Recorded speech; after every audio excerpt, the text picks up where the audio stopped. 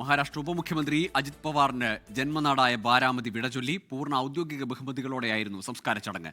അതേസമയം വിമാന ദുരന്തത്തിന്റെ പുതിയ CCTV ദൃശ്യങ്ങൾ പുറത്തുവന്നു. ബാരാമതിയിലെ വിദ്യാപ്രതിഷ്ഠാൻ മൈതാനത്തേക്ക് ഒഴുകിയെത്തിയ 10,000-കണക്കിന് ജനങ്ങളെ സാക്ഷിയാക്കി അജിത് പവാർ ഓർമ്മയിലേക്ക് മറഞ്ഞു. രാവിലെ 7 മണിയോടെയാണ് ബാരാമതി മെഡിക്കൽ കോളേജിൽ നിന്ന് ഭൗതികദേഹം അജിത് പവാറിന്റെ വസതിയിലേക്ക് എത്തിച്ചത്. പിന്നീട് ബാരാമതിയിലെ ഓഡിറ്റോറിയത്തിലും പൊതുദർശനം നടത്തിയ ശേഷം വിലാപയാത്രയായി വിദ്യാപ്രതിഷ്ഠാൻ മൈതാനിലേക്ക് എത്തിച്ചു. റോഡരികിൽ ആയിരക്കണക്കിന് ജനങ്ങളാണ് തടിച്ചുകൂടിയത്. കേന്ദ്ര ആഭ്യന്തരമന്ത്രി അമിത്ഷാ, കേന്ദ്ര ഗതാഗത മന്ത്രി നിതിൻ ഗഡ്കരി, BJP ദേശീയ അധ്യക്ഷൻ നിതിൻ നബീൻ, ഗോവ മുഖ്യമന്ത്രി പ്രമോദ് സാവന്ത് തുടങ്ങി സംസ്ഥാനത്തെയും ദേശീയ തലത്തിലെയും നേതാക്കളുടെ ഒരു നീണ്ട നിര അന്തിമോപചാരം അർപ്പിക്കാൻ എത്തിയിരുന്നു. ലാൻഡിങ്ങിനായി താഴ്ന്നു പറന്ന വിമാനത്തിന്റെ നിയന്ത്രണം നഷ്ടമായി തകർന്നു വീഴുന്നതിന്റെ ദൃശ്യങ്ങളാണ് പുറത്തുവന്നത്.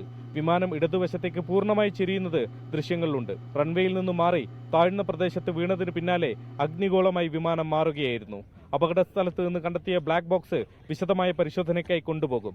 സർക്കാരിന്റെ അഭ്യർത്ഥന മാനിച്ച് വിമാനത്താവളത്തിൽ വ്യോമസേന മെച്ചപ്പെട്ട ATC സംവിധാനം ഏർപ്പെടുത്തി. വിദ്യാപരിഷത്ത് മൈതാനത്തേക്ക് ഒഴുകിയെത്തിയത് 10,000-കണക്കിന് പേരാണ്.